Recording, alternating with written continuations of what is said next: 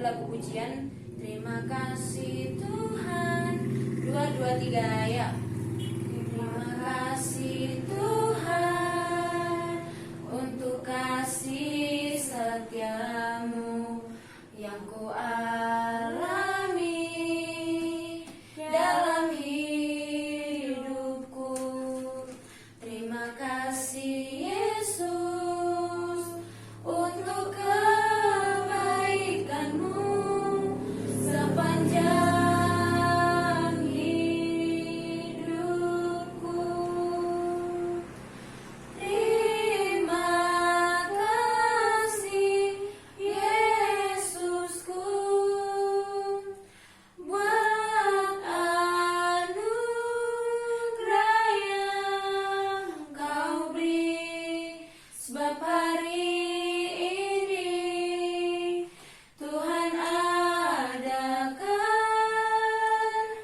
syukur bagimu. Kita berdoa. Terima kasih Tuhan Yesus untuk berkat Tuhan yang masih bisa kami rasakan sampai saat ini. Terima kasih untuk nafas kehidupan masih Tuhan percayakan pada kami, sehingga kami masih ada saat ini Tuhan. Semoga karena kasih karunia. Bapa yang baik, pada saat ini kami akan memulai penelaan Alkitab kami. Kiranya Tuhan yang memberkati hati dan pikiran kami. Kiranya Tuhan apa yang kami pelajari saat ini, apa yang kami cerna, biarlah itu bisa menjadi bekal kami di masa yang akan mendatang. Bapa, Engkau yang memberkati hamba-Mu yang menanyakan aku malam saat ini. Biarlah kiranya menyertakan Roh Kudus yang tetap menyertai hamba. Bapa yang baik, Kau tahu begitu banyak dosa yang telah Engkau buat. Kiranya Kau hapuskan, Kau kuduskan kami agar kami layak disebut sebagai anak-Mu. Terpuji nama-Mu Tuhan Yesus hari ini hingga maranatha tiba. Haleluya, amin. Oke, yang menjadi tema kita saat ini atau tema renungan penelaan Alkitab kita saat ini yaitu menjadi pemuda-pemudi yang rindu menantikan Tuhan. Apa? Menjadi muda-mudi yang menantikan Tuhan. Oke, yang menantikan Tuhan. Nah, ada beberapa inti materi yang akan kita bahas saat ini, yaitu yang pertama menantikan Tuhan dengan membereskan dosa, tertulis dalam kitab. Yang kedua, dengan bersiap saat pertolongannya tiba. Oke, yang pertama yaitu menantikan Tuhan dengan membereskan dosa.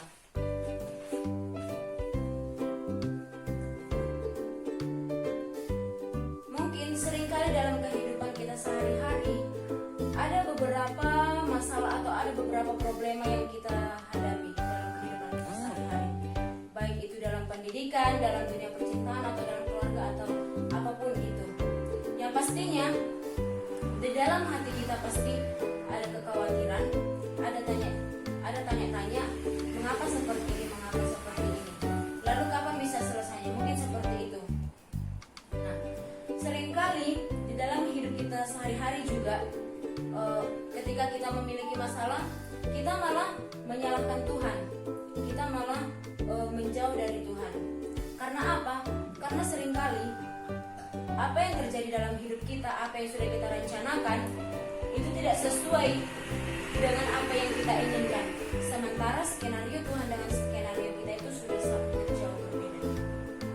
Seperti akhir-akhir ini, mungkin ada banyak kekhawatiran yang kita hadapi.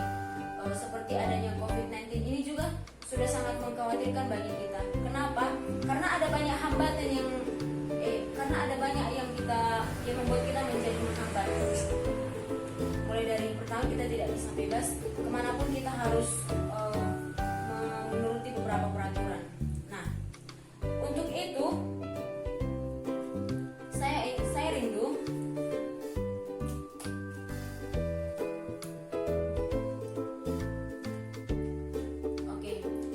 sebelum saya menjelaskan terlebih dalam, saya rindu coba saudara-saudara sekalian, salah seorang membacakan dari kitab Yesaya 40 ayat 31.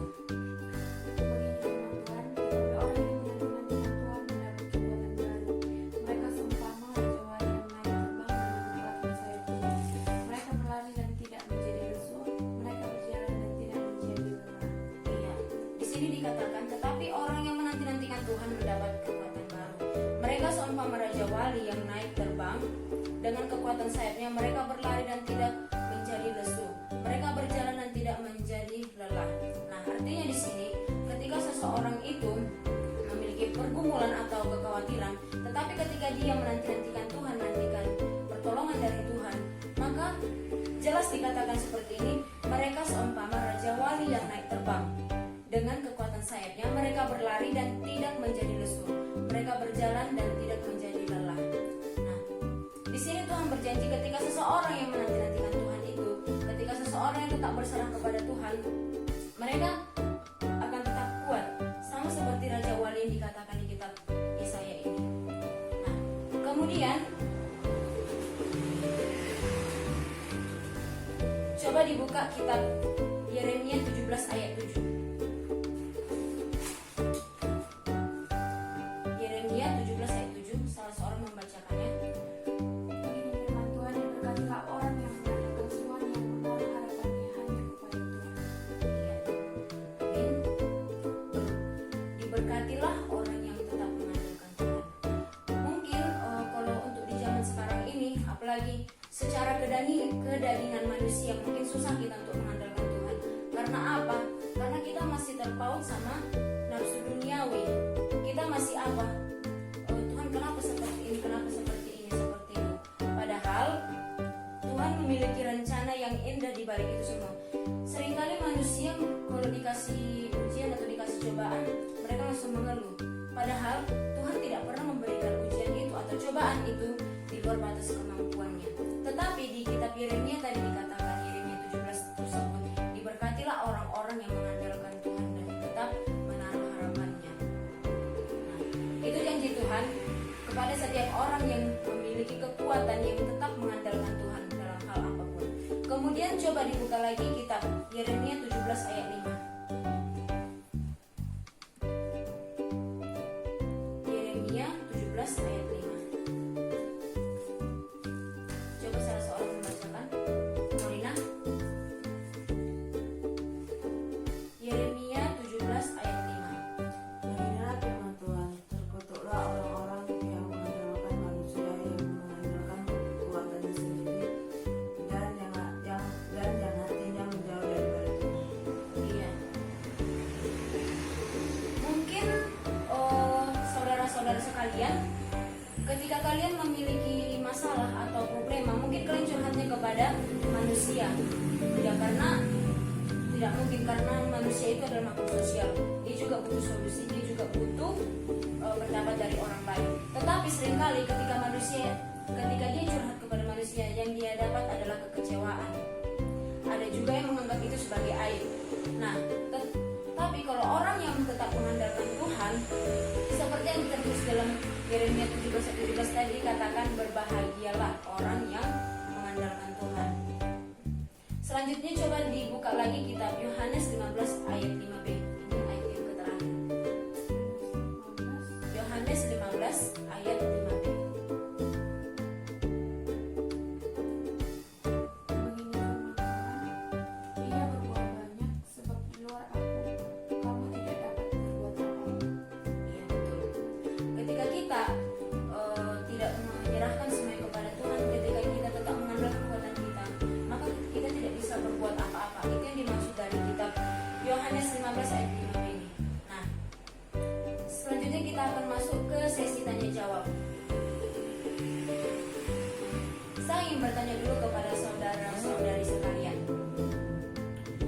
Menurut kalian, mengapa seringkali manusia ketika memiliki problema, dia lebih memilih menjauh dari Tuhan? Kenapa dia jadi lebih jauh dari Tuhan? Seperti itu.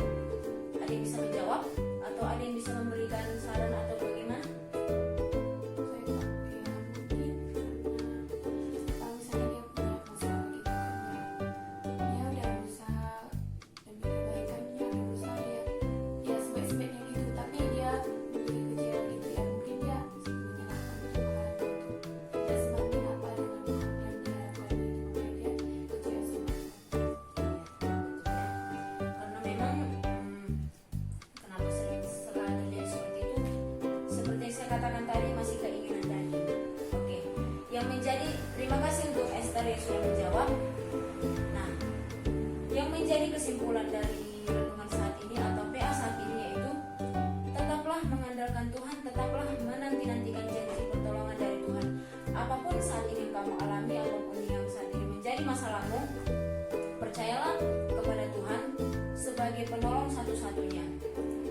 Ketika kamu mengandalkan manusia, maka kekecewaan yang kamu dapat. Tetapi ketika kamu mengandalkan Tuhan, maka ada solusi yang kamu dapatkan. Oleh sebab itu, belajarlah untuk lebih berserah kepada Tuhan, percaya kepada Dia bahwa akan ada solusi dari masalah yang kamu hadapi saat ini. Demikianlah kenalan kita saat ini. Kita bersatu dalam doa.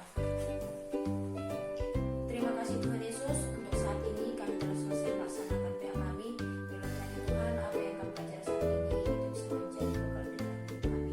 Terima kasih Bapa, Engkau telah bagi kami dosa yang kami perbuat, dan yang kau hapuskan, kau hapuskan agar kami layak disebut sebagai anak. Terpuji nama Tuhan Yesus hari ini hingga malam. Haleluya, amin. Oke, shalom buat kita semuanya.